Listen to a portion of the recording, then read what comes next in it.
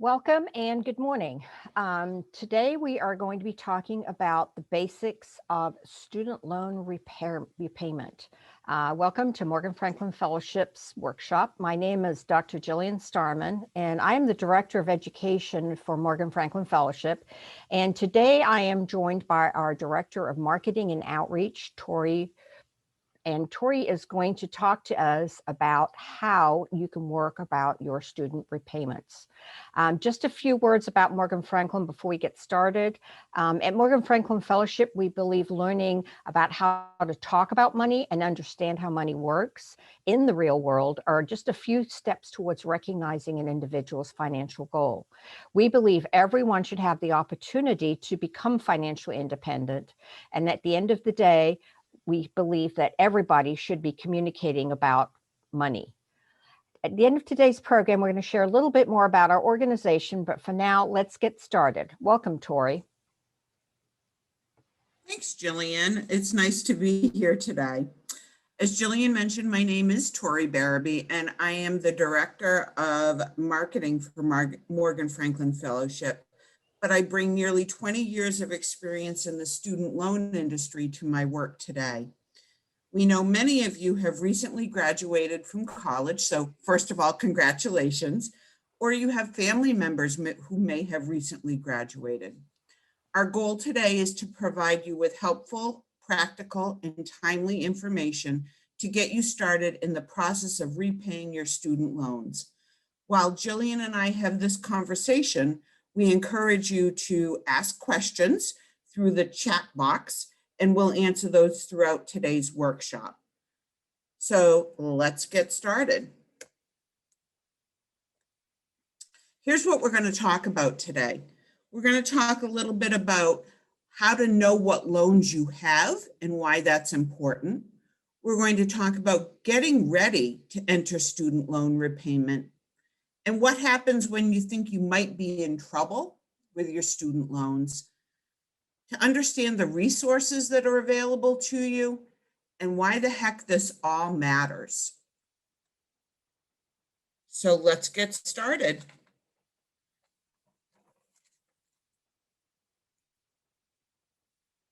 Jillian, so we're going to first start and talk a little bit about knowing your loans, and that's important. These are lots of different types of loans in student loans these days.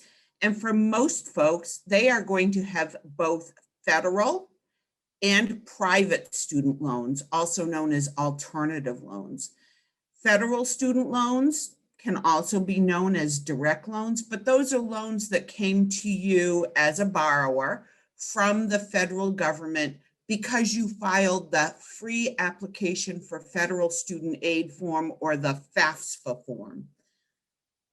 Those are loans that each year were added to a master promissory note or a loan application that you really didn't have to do much about after your first year when you receive that loan. You may also have Perkins loans. That program has phased out over the last few years, but depending on when you started college, you may see you have Perkins loans also. And those are loans that are federal loans, but they're administered by your school.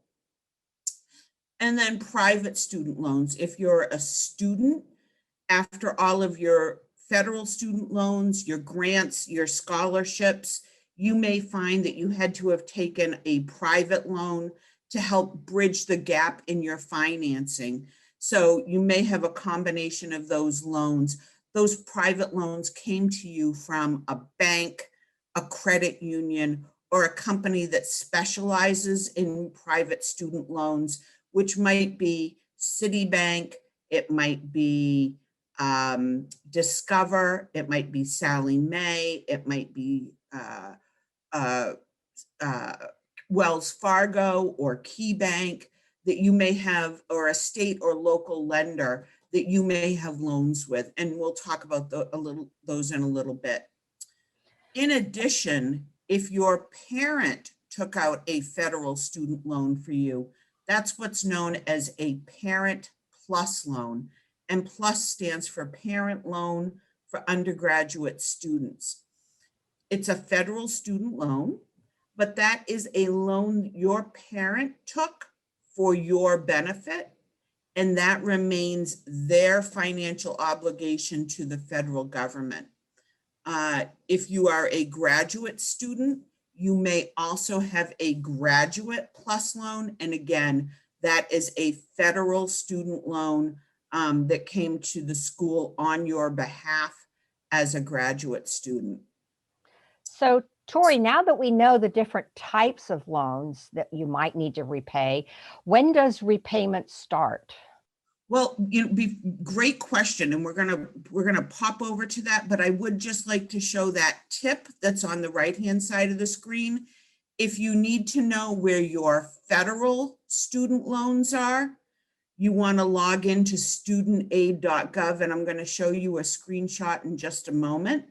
And if you are wondering what you might have for private or alternative loans, the best place to start if you've misplaced any of your paperwork is by checking in with the financial aid office or offices of the colleges that you've attended. But Jillian, you asked a really great question. When does repayment start? So you, if you just graduated from college in the last month or so, are in what's known as a grace period. And for all of your direct loans, then those are the loans that came to you, again, from the federal government, you are in what's known as a 6-month grace period. And that means that typically your first payment on your federal student loans won't begin until November or December of 2021. If you have Perkins loans, you will have a 9-month grace period. So you're looking at, if my math is right, about January or February, March of 2022. And for private or alternative loans, you're probably in a grace period, but that really depends on the loan and the lender that you have taken out your private student loans with. Generally, they align with your 6-month grace period for your direct or federal student loans. The purpose of a grace period is really simple. It's to give you 6 months of time to get organized, to create a budget, to find a job, so that you can plan accordingly for this expense as it comes due. So at Morgan Franklin Fellowship, we talk about the importance of building a budget and knowing how your budget might fluctuate from month to month. So for the next 6 months, you may not have a student loan payment because you're in that grace period, but thinking ahead, knowing that come November, you will have that obligation. Typically, loans are in repayment for a really long time, or it seems like a really long time, for 10 to 15 years. So this is your opportunity to sort of figure out how are you going to manage that cost each month for the next 10 to 15 years. Now you can pay off your loans at any point in time without any prepayment penalty. But often we find that students really do use that 10 to 15 years to pay off their entire loan. While you're in your grace period, there are some really helpful tips that we like to point out. You want to open all that mail that you've been setting aside for the last few years from your loan servicers or your lenders and sort them out by the lender or their servicer. So all of your mail from this company goes in one pile and another goes over here and another goes over here. Because over the next few weeks and months, they will be reaching out to you and they'll be letting you know when does your loan go into repayment, what's your expected monthly payment going to be, and when's your anticipated date that you'll be done making payments. They'll also be encouraging you over the next few months as you're in this grace period to register for any online access and email notifications for your accounts. Really helpful as you think about how to manage it. If you're not someone who, like me, typically doesn't visit their mailbox very often, get your correspondence electronically. And a lot of these loan servicers that you'll be working with have apps. So look and see if they've got an app that you can add to your phone for instant notifications as well. Take some time over the next few months and make a list. After you've opened up all that mail, open up an Excel spreadsheet or a Google sheet and make a list of all of your loans. Who's the loan? What's the loan? Who's the servicer? How many years are you expected to make that payment? What's that payment amount? What due date is it due on? Just so you get organized and you can refer to it as you need to. And one thing that you might want to consider doing as you start to think about repaying your student loans is to follow your servicers on social media for news and updates. And a great example of this is, what happened with the pandemic is that for a lot of students, their federal student loans and their private student loans were put into a period of no payments because of the virus and the pandemic. And servicers used social media to push that immediate message out.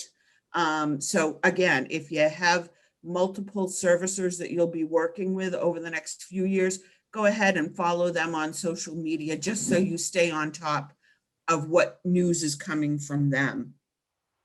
So, Tori, I read somewhere that there are over $1.7 trillion in outstanding student loan debt in the United States.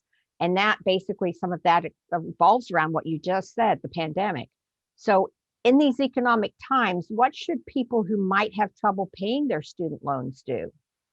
That's a great question. The first thing that I always encourage folks to remember is that you are not alone. If there is $1.7 trillion worth of student loan debt that's out there, the way to think about it is that you and all of your friends and a good portion of the people you know who went to college probably are still paying off their student loan debt, and some do have trouble when they're making that payment. So the first thing you want to remember is you're not alone and you want to ask for help. So when you realize that you're having trouble making a payment, you're going to want to talk to your services as quickly as possible and say, I'm having a little trouble making my payments. What can I do? So they'll ask you some questions about your situation. And they may, and by the way, their websites are going to have lots of this information available for you to sort of read what options are available, but never be afraid to call and ask these questions. They may offer you a deferment or a forbearance, which is just a temporary short period of time that you don't have to make payments. So for instance, there are unemployment deferments or economic hardship deferments that are available for your federal student loans, even for some of your private student loans. And those, again, are taking 3 or 6 months of time to get organized, get over whatever situation you're in. And they take those 3 or 6 months that you might have your loans in deferment, and they tack them on at the end of that 120 months or 10 months of repayment, so that you get that temporary relief. While you're in a deferment or a forbearance, interest may continue to accrue on your loan. So you want to use them sparingly and know that you may see interest still accruing on those loans while you're in a deferment. But in general terms, the principal of that loan is deferred for 3 or 6 months. Servicers often can talk to you about different repayment plans. So I mentioned that most loans have a 10-year repayment plan or a 15-year repayment plan. And those can be extended or changed if you're experiencing trouble with your loans. So for instance, on your federal loans, They're typically on a 10-year repayment plan. Some students, based on the amount of debt that they have, can qualify for up to 25 years to pay back their student loans. While we don't encourage that, but that might be an option to consider. There's also something called income-based repayment, graduated repayment. So explaining that right now you can't afford a payment of $200 a month, but what other repayment plans might be available that you could work into your budget? Ask about those options. One of the other things that your servicer may want to talk with you about is loan forgiveness, or the potential for loan forgiveness. And something that many folks may see in the news is something from the federal government called public service loan forgiveness. And that's for folks that generally work for a 501c3 nonprofit organization, or a municipality, a local government, or even the federal government. Or it might be tied to the career that you're working in. So for instance, teachers, after paying back their loans for a certain period of time and working in a school, and a certain type of school, may be eligible for a portion of loan forgiveness. So as you start to think about, I'm having trouble repaying my loans, are there options that are available to me? That might be something to speak with your loan servicer about. And then something also that we could spend 2 hours talking about.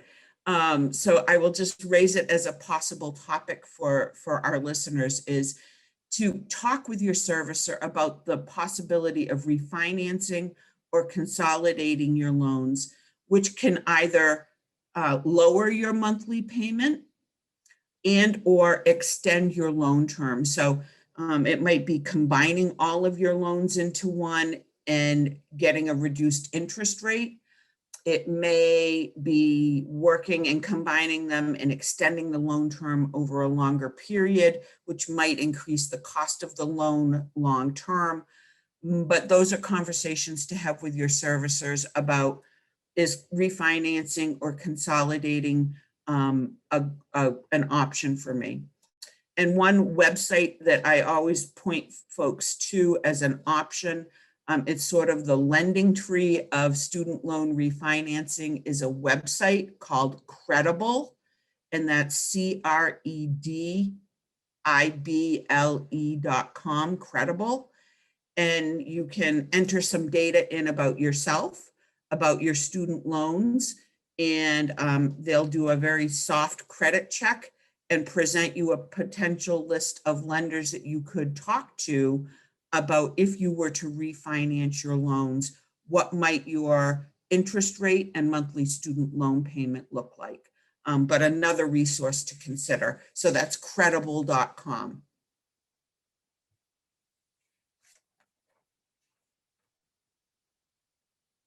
Oops, Jillian, I Yep. can't hear you. No, Sorry. yeah, that's really good information, Tori. So if borrowers have questions about repaying their federal or direct student loans, where can they go? Well, so great question. And that's being resource rich, as I like to say. So for your federal student loans, you'll see that I've given you a snapshot here of the federal student aid or studentloans.gov website. And there are two little arrows that we've added here. This one is how you log in at the top. And when you log in, you will need your FSA ID, which is your username and password that you have from when you filed your FAFSA. But once you are into this website, you can see options that are available to you while you're in repayment. It also gives you a snapshot of where all of your federal student loans are located, as well as where your loan servicers, contact information. So you can see the balance you have with each lender, what the interest rate is, and the contact information.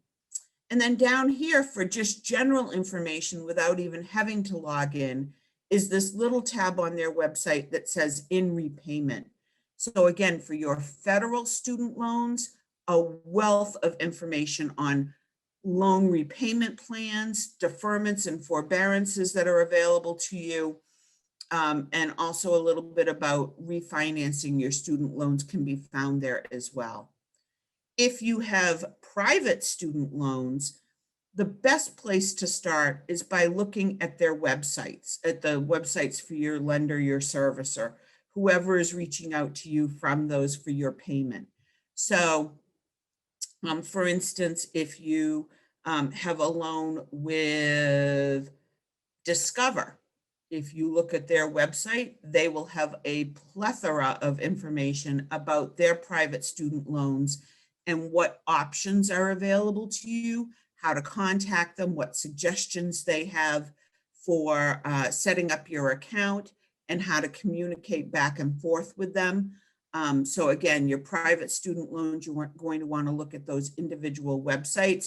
For federal student loans, it's really looking at studentloans.gov and having your FSA and your FSA ID handy when you check those out. So Tori, this has been very helpful information, but this is just a loan. Why does it matter? Well, so you mentioned the amount of loan debt that's in the country today, and everybody has student loan debt. You know, the vast majority of your friends, people, we're based here in New Hampshire where Morgan Franklin Fellowship is, and 75% of the students who graduate from college in New Hampshire have student loan debt. So you're not alone, but we want you to go forth and be empowered as a consumer and be knowledgeable about what options are available to you and how to manage these really importantly.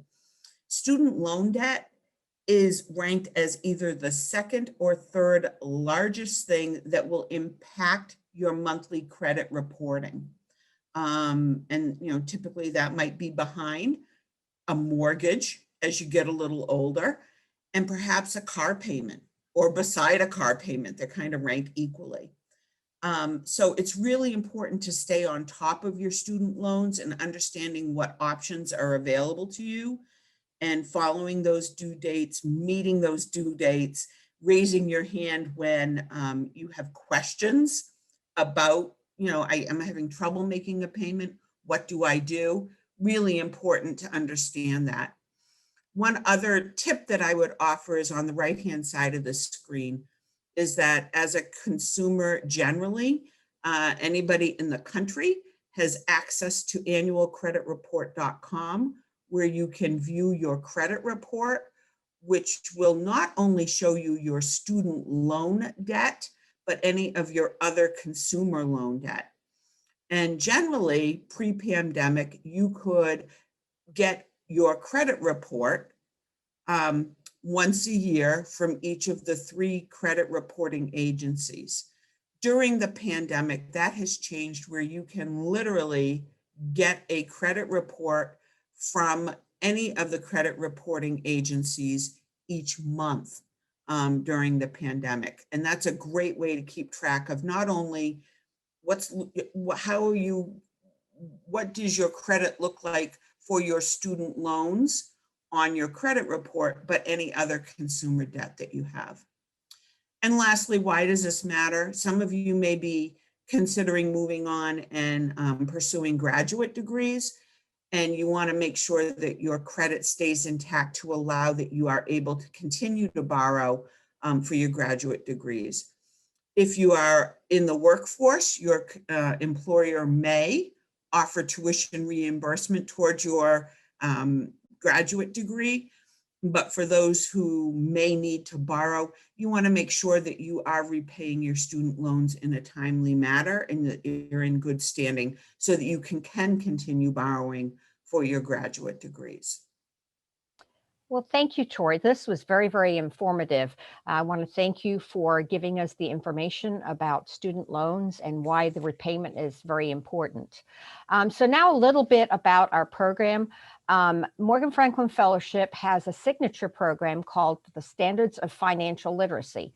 And this program has helped hundreds of people learn the concepts, the rules, and the vocabulary of money, finance, and banking. This robust curriculum is adapted from the National Standards for Financial Literacy developed by the Council for Economic Education. This free curriculum is available to both individuals and to organizations wishing to empower those they work with. Upon successful completion of our Standards of Financial Literacy program, participants become MFF Fellows.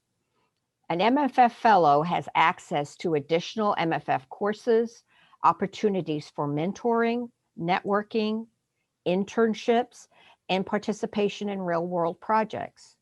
These are the opportunities which support MFF Fellows as they continue on their personal financial success journey. If you would like to learn more about our programs, please visit our website for more information, and we encourage you to follow us on social media.